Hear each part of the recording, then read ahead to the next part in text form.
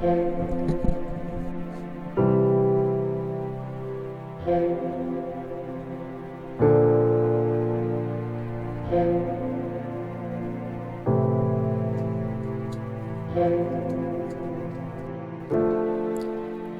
La Batre lies along the Mississippi Sound on the Gulf of Mexico in southern Alabama. It is a charming community steeped in southern history and a heritage with a distinct French impression.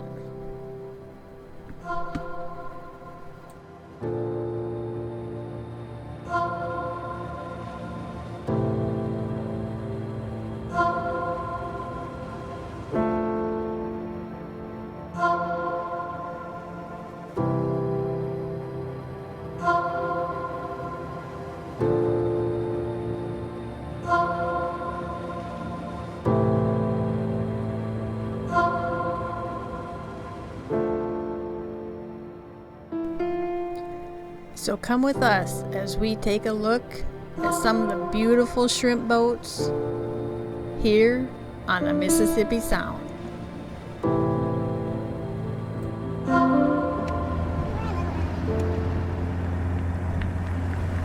We're going to start with a drive down the coast as we head to the small town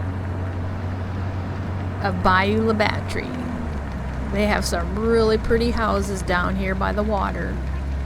And you can see right there, they got the poles set. They're ready to build a new one.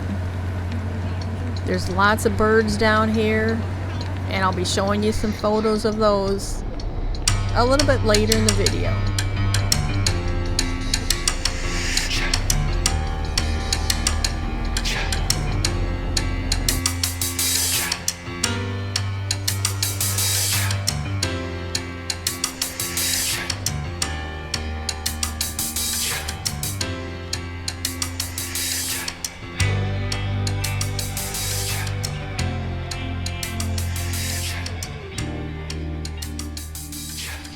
Bayou La Batre is a fishing village with a seafood processing harbor for fishing boats and shrimp boats. We are driving up the back side of where they build the boats. You can see some over there to the left of some of the boats that they are working on as today. Now, I looked up some of the history of this town, and some of you may know that Bayou La Batre was featured in the 1994 film Forrest Gump and the book upon which it was based. In April of 2005, Disney Studios launched a secretly built pirate ship, the Black Pearl, out of Bayou La Batre for filming sequels to Pirates of the Caribbean. Shipbuilding has really changed since then. Just take a look at this American Viking boat ship. I don't know what you want to call it, but it's big. It's actually very pretty too. It was right here along the river as we were driving by, so we had to stop and take some pictures as well. Now that boat that they made for Walt Disney, the Black Pearl, it was actually a huge wooden prop built on top of a modern 96-foot long steel utility boat. The crew sailed that ship out of the bayou to the Caribbean for the filming of Pirates of the Caribbean.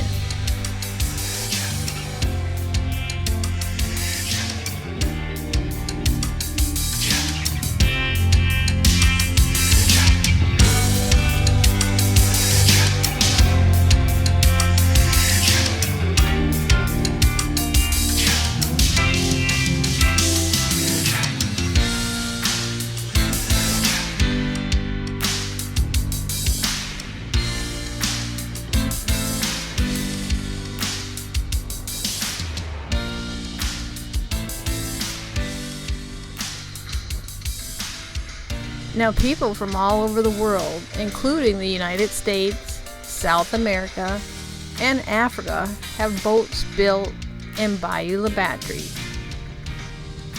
This town is known for shipbuilding, and Metal Sharks is just one of the companies that builds shrimp boats and other kind of boats here. The shrimp boats were in high demand, and they were building a lot of them back in the day. But eventually, the industry became saturated with boats, and the demand dropped off. So Bayou La Batre shipbuilders, they had to refocus and learn some new techniques to stay in business. And now they build tugboats, oil supply vessels, cruise boats, yachts, ferries, and a few others. Wow, look at all these colors.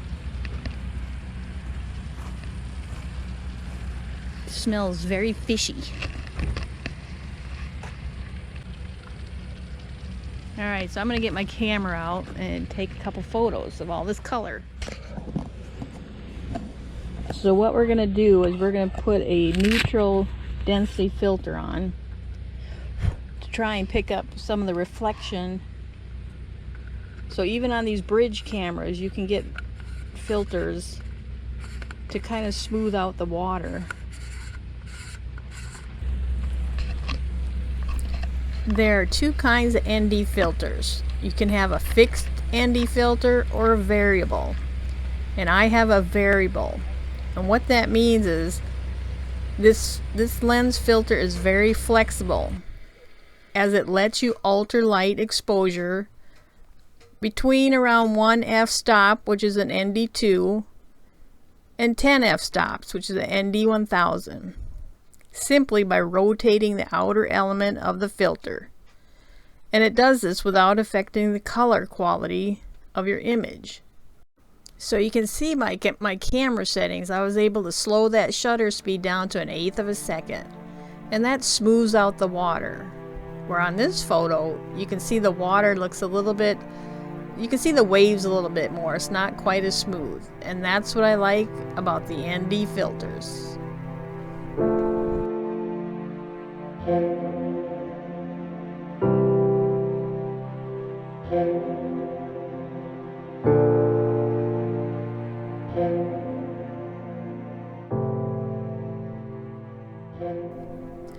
Back in the day, this community was thriving on the harvest of shrimp, crabs, fish, and oysters, depending on the season.